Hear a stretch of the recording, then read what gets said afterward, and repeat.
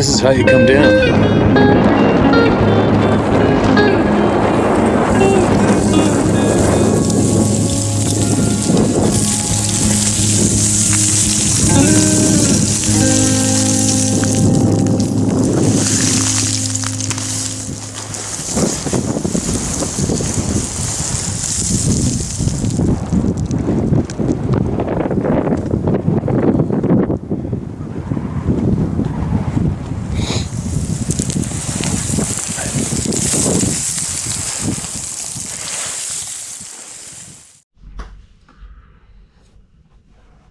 Here we are, alive on the other side, literally on the other side of the planet.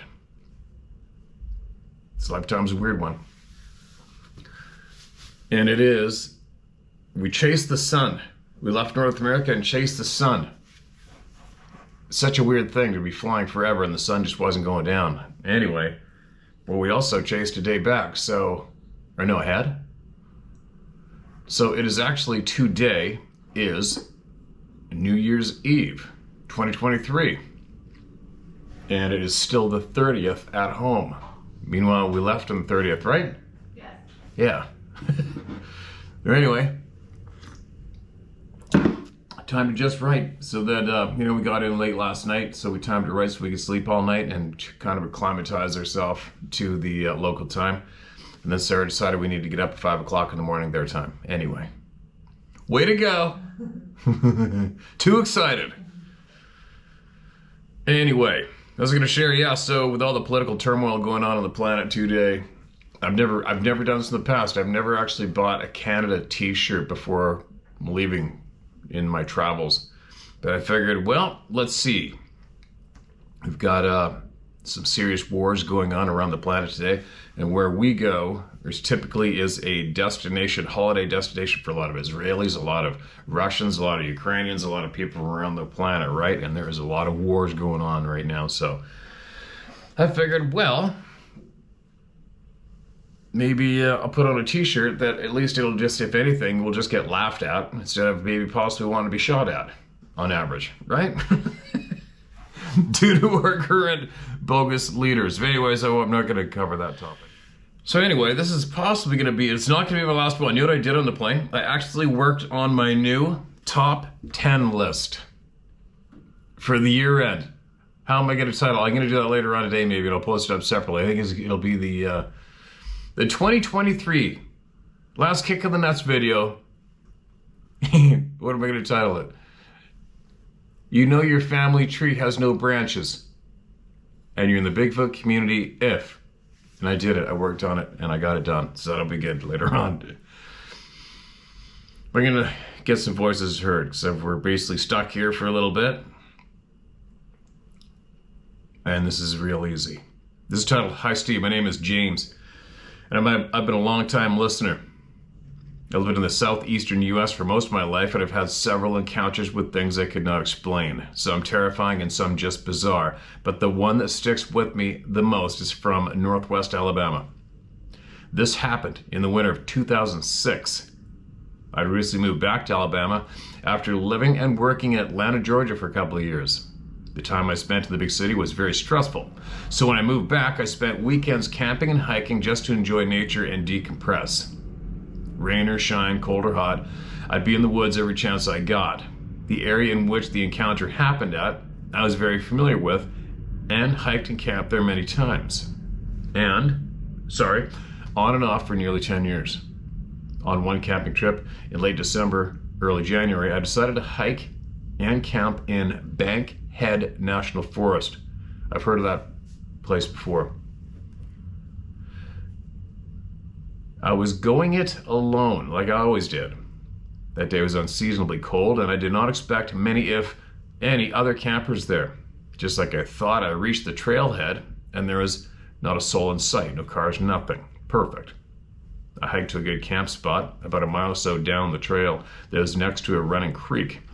It was late in the evening and nearly dusk by the time I'd finished setting up my tent and collecting firewood for the night.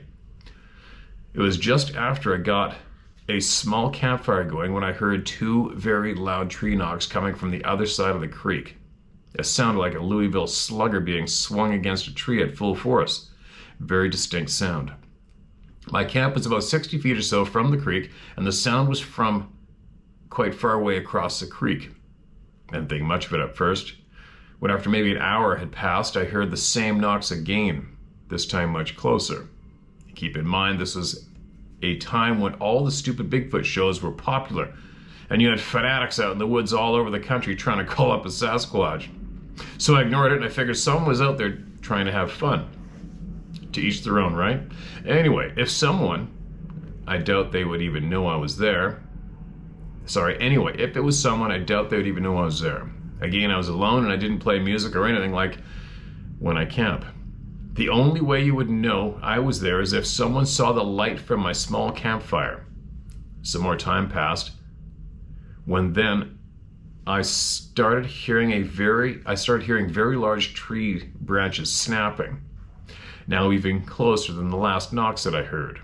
This got my attention, but I thought about it for a while and said to myself, it is possible that a few people together could break a large enough branch to make that sound. But I was beginning to get somewhat annoyed that they might be directing it at me. I always traveled armed with a handgun and was comfortable dealing with confrontation. I thought if it was a group of people out there targeting me, they must not be very smart. Not very wise to mess with a stranger while he is alone in the middle of nowhere, right? But continued to mind my business and stayed quiet and hoped that if I didn't respond, they would just go away. After more time had passed, I was still sitting by the fire relaxing when out of nowhere, a feeling of dread came over me. That feeling of being watched and a sense of danger that washes over you, and you begin to feel your pulse increase rapidly. I've had this feeling before from previous outings in the forest, but this felt much more serious and alarming. I decided that if there's a crazy person or people out there, that I was not going to give up my position, so I decided to douse my campfire and quickly retreat to my tent. Those were my intentions anyway. As soon as I stood up, I heard the loudest scream I have ever heard. It was very deep, short, and like a shout or a roar at the same time. It was very close, perhaps just the other side of the creek. The sound removed all doubt that I might be dealing with a human.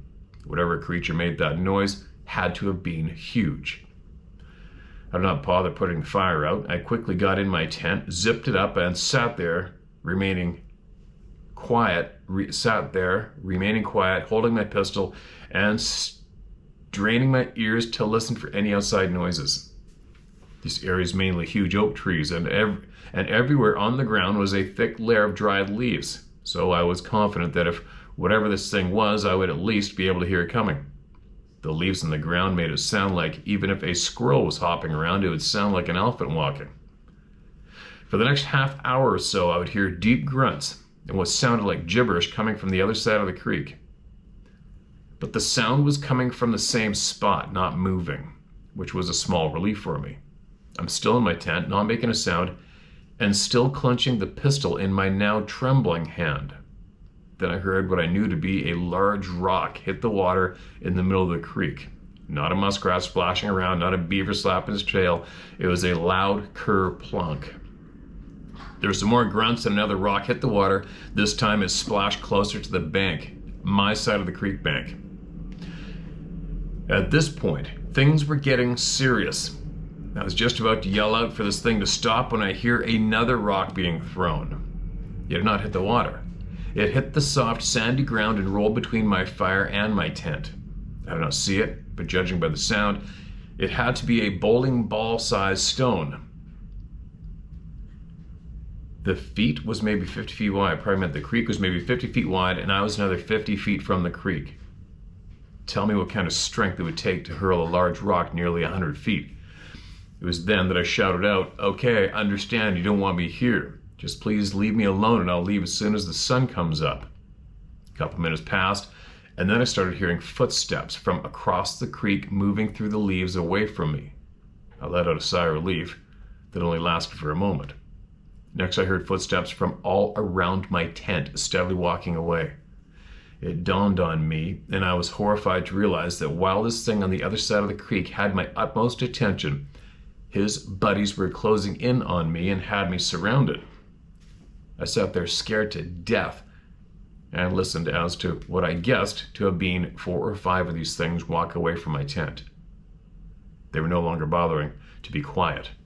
I sat and listened until I could barely make out the last footstep in the thick leaves. I sat up the rest of the night, and in the blue of the morning, well before sunrise, I gathered my stuff, packed my tent, and briskly walked the mile back to my parked truck. On the long drive home, I thought about what happened and came to the conclusion that if one of these beings wanted to kill me, they could have easily. They might not have meant any harm to me, but they damn sure know how to scare the hell out of a fella. Thanks for letting me share, and I'm sure there are others out there that can tell you more stories about Bankhead National Forest in northwest Alabama. Take care, Steve James. Okay, man. There you go. Another common flavor, right? Another common flavor. The tent. Why they bother, I haven't a clue. Is it just the vibration of that particular zone? Gotta move my camera here. So anyway, why the effort? Why even bother, right? There's a human being in a tent. What's the big attraction? You got to be bigger frickin' fish to catch than doing that with your time, right? But anyway, another one. Let's see how many other people pour in from the Bankhead National Park, National Forest. Thanks for sending that in, man. Now, hello, Steve. Here's another one. It's titled Reaction to Roar. Hello, Steve. First, I'd like to say thank you for what you do and how you do it. Second, I want you to know that I think that sharing my name is meaningless. So do as you please. Never think that, ever.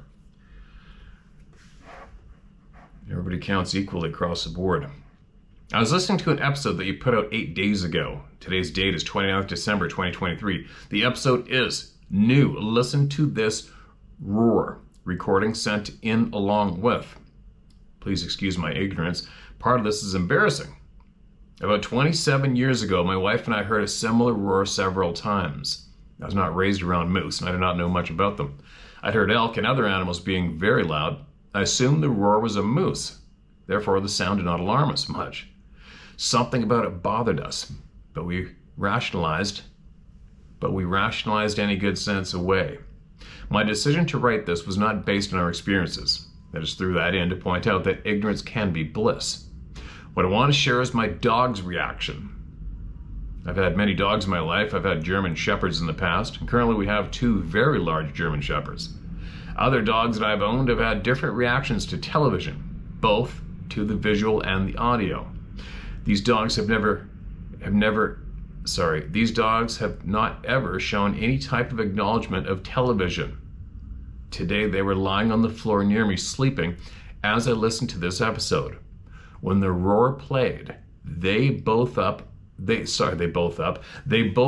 up and became quite alarmed.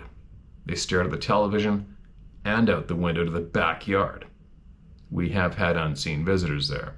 After a couple of minutes, they laid back down, but they kept their heads up. Their ears were straight up, and for a few minutes they continued to look towards the backyard. They were obviously quite alarmed, and they did not relax for quite a while. I think that I will have to play more of such audio for them and watch their reaction. I think a lot of people are going to do that. A lot of people might do that already, right? I was hoping to hear whether or not other dogs have obvious reactions from such audio. That meaning audio online, right? Obviously we know the reactions, what goes on in real life in the backyard and pets. I've been listening to YouTube for more than 3 years. I want you to know that it has been exciting and encouraging to witness your personal growth. I appreciate your ability to stay neutral, grounded, and open. These are major factors in a person's ability to learn, and boy have you learned. Your ability to learn is an example that I am certain has benefited many.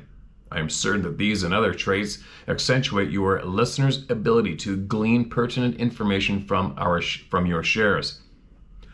I wish for you a very happy new year. Please tell Sarah and family that we send our love for the whole family and wish for them a happy new year also. I'm certain they are a wonderful and positive part of your team.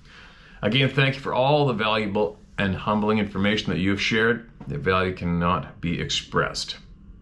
Best regards, Jeffrey Snyder. Jeffrey, thanks for sending that in, man. You count just as much as anyone else, and we appreciate the kind words. And it's It's shares from you and everybody else that make this place the big valuable bucket of knowledge it is, right?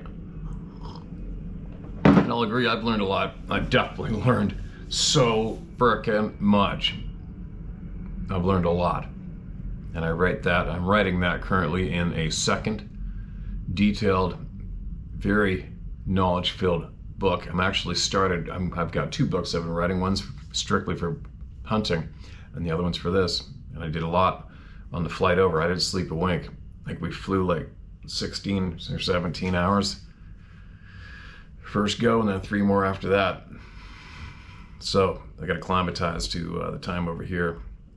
As we embark on our journey, go to a familiar area, join the same gym, and start beating the crap out of myself and working on me, which is what I like to do next after getting the busy fall done and all the other activities getting done. I always preach to everybody, you got to get out of your bubble. Got to get out of your bubble. Get out of your bubble, and everything that you possibly need to work on becomes quite clear. So that's one of my major motives, to do what we do. Babbling, not much sleep. I don't know what time it is at home right now, but it's early in the morning here. I don't know what time I'm on right now. I'll figure it out in a bit. I probably don't want to know. Now, just one more. Grandma's Little Person Story. More on the little people. Here we go. Hey, Steve. Hope you're doing great. Absolutely love what you throw down in your videos while reading emails. So glad you're being a sounding board for so many, and sharing how bad people like to silence or try to discredit the truth. Somebody's got to do it. We're winning as a group. It's funny how others are still saying you're paying people to make up these stories. Can some be fabricated? Possibly. But if these are fabricated, wow. You and your emailing posse need help by the people in white suits. Put in a padded room with a jacket that makes you hug yourself. LOL. Insert eye roll. Yeah, no shit, right? That's pretty funny. Anyway, let's get to the meat and taters of this email. I love meat and taters. My grandmother, rest her soul, told me a story about an alien sighting. I was talking to her about her thoughts on cryptids, and she told me something I scoffed at. But even so, she shared the following. She went on to say that she had a good friend who had an alien or UFO encounter. She said this person was very credible. His story, of what I can recall. He was looking out his window and seen an oval-shaped craft hovering just outside of it. He said it had lights on the outside and inside. As he looked inside the craft, he could see 2 small human-like beings sitting behind controls in a lit cockpit of this craft. It hovered there for a bit and then shot off. I didn't know what to say. She then went on to talk about human-animal hybrids, which again I couldn't wrap my noodle around it, and said no way that can't happen. But she insisted. She heard stories when she was younger of these beings and had enough people shared too many similar stories to be fictional. I was so naive then. I wish I would have heard all these stories with what I know now and questioned her further. I wish I wasn't dumbed down by the system, told about these things being truth from the start. My take away from this is that we need to teach our young to think outside of the box, to seek the truth and question everything. Never be held back by the mainstream truth, like fake news and teachings. Evolution, after all, is just a theory. To look into the truth of present day things and from factual history, not just what is in one book like they provide us as schools, but to really seek the truth daily, to seek the truth about everything. So that's it. Nothing like being blinded by the system and allowing dummies to graduate without the real truth. It is quite frustrating, right? Especially when you start to see that clearly.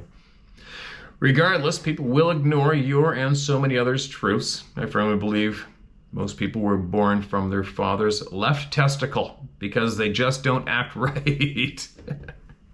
That's a new one.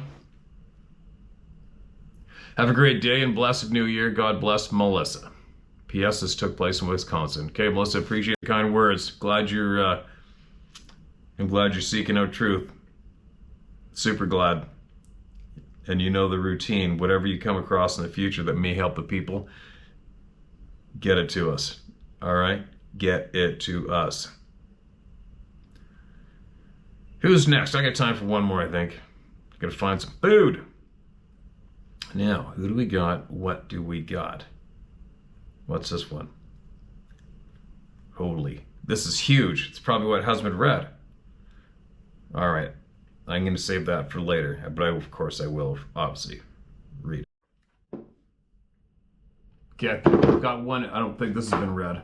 And quick note though, I remember my friend Jeff, the truck driver, ice road truck driver, Cowboy Jeff, wildlife photographer. He just texted me. He's driving up north. He's going to be driving over the Arctic Ocean soon. He's on his way up there right now, and he texted me as we were talking about various things, but he also mentioned in closing that currently right now, he said there's a grumpy Sasquatch near Mount Currie right now throwing things at people, and the public's been cautioned to stay away from the area. And where that is going down currently is about, actually it's where we had a young guy from Mount Currie, Harley, emailed us over a year ago. I think it was him and his cousin or him and his uncle were floating on the Bankhead River trout fishing, and this being stepped out in front of him in the river and stepped back in the timber. Kelly Down the Man, our friend, shared lots of experiences from there. We made that video in his backyard. It's right there. It's ongoing. That is also possibly about 300 yards away from the large man-like being who had basically had salmon in his hands and walked right across the road blatantly in front of everyone by the store there. Freaked everybody out. That happened a few years ago. It's endless around there. Obviously, there's a handful that frequent there, possibly year-round or whatever. But anyway, what I'm getting at is anybody's familiar with what's going on and you want to share more, or some of the people who've had the things thrown at them and smelling the smell, if you want to share what's going down, email me.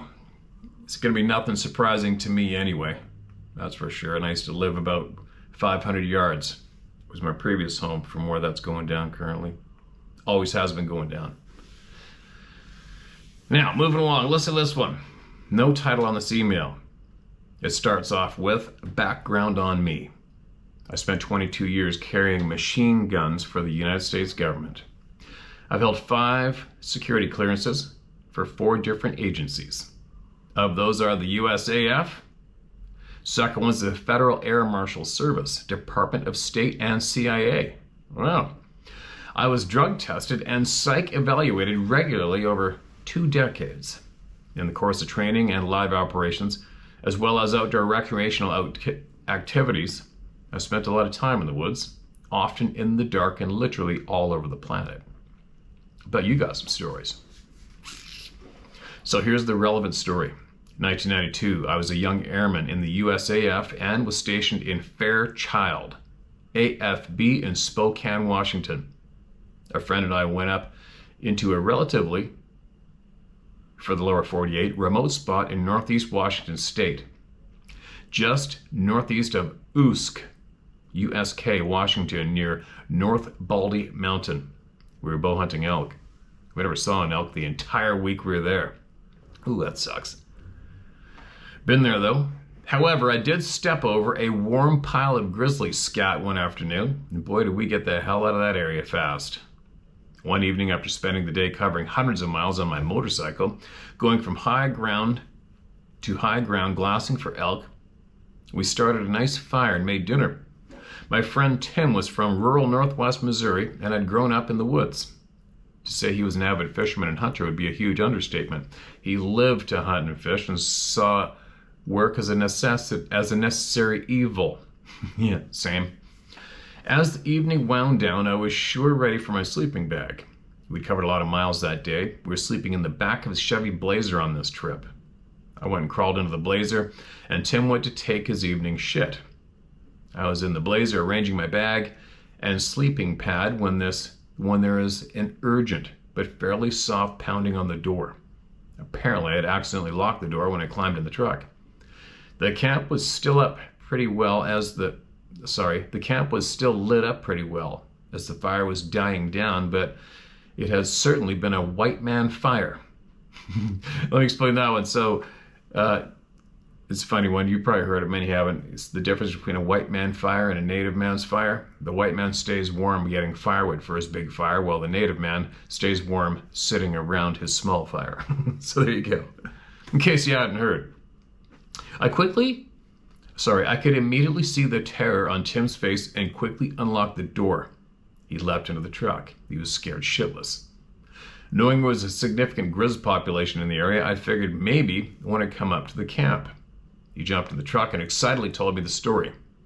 Right after he got his handgun out of the holster. Seems he went over to the edge of the camp and squatted down behind a log to take care of business. It was pitch black night, so I didn't want to wander too far. He said he was in the shadow of the log from the firelight and noted that he was downwind from whatever it was that came up to camp. The first thing that alerted him to the presence of something out there in the darkness was a loud boom. He said, like something very large jumped down off a log, and then 4 or 5 heavy boom footsteps. He said it was very creepy because whatever it was ran right up to the edge of the firelight, just where he couldn't see it.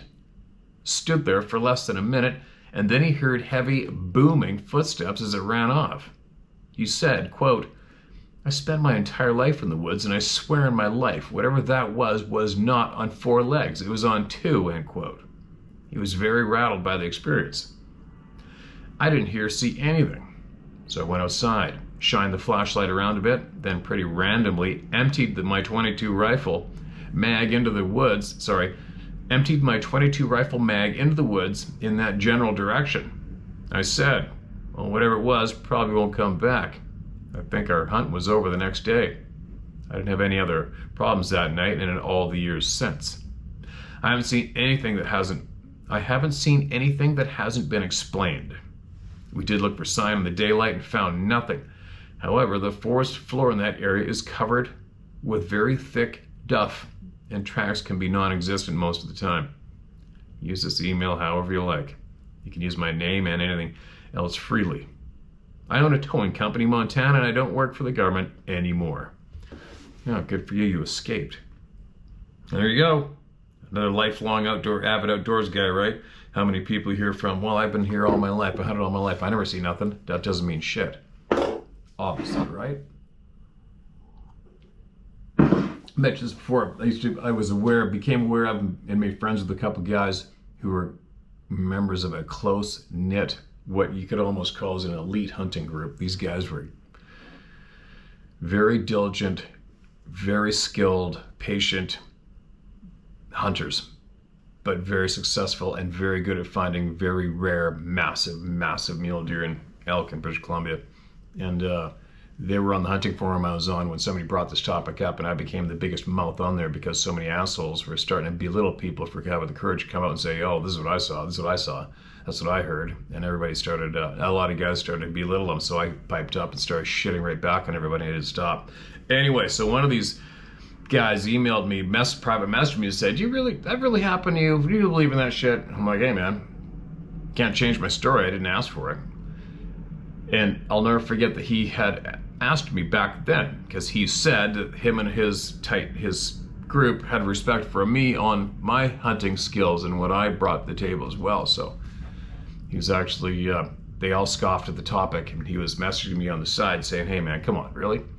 Anyway, a couple years after that, he messaged me and said that one of their group is absolutely messed up because he had a face-to-face, and he's not going to go in the woods anymore. He dumped his hunting, and they all lived for it just like I do. They were avid, super avid, and whatever happened to this guy with his face-to-face, it stole everything from him instantly. He doesn't go in the woods anymore. And I even said to him, I go, hey man, like, give him my email or number or whatever. If you want somebody to talk to, I'll talk. He goes, nope, he doesn't want to. He doesn't want to talk to you. He doesn't want to talk to us. He doesn't want to talk to anybody. He's absolutely messed up. And there you go. So why I'm sharing that story is an example of how you can be the top of your game and experience and have 20, 30, 40 years in the woods. And this topic doesn't even come to mind ever. You kind of laugh at it, shake your head, don't give it any energy, and then all of a sudden, boom, in your face, there it is. There you go. But anyway, There you go. I got some more shared. So, off we go. I don't know what we're doing today. A handful of things. Then we got to do a little more minor traveling today. And then hopefully wherever we end up, I am going to deliver 2023's year-end last kick of the nuts. Top 10. The top 10s. I haven't named it yet, but it's going to be funny. I rattled off to Sarah this morning and she was laughing her head off, so it's probably going to, I think I nailed it. Back shortly.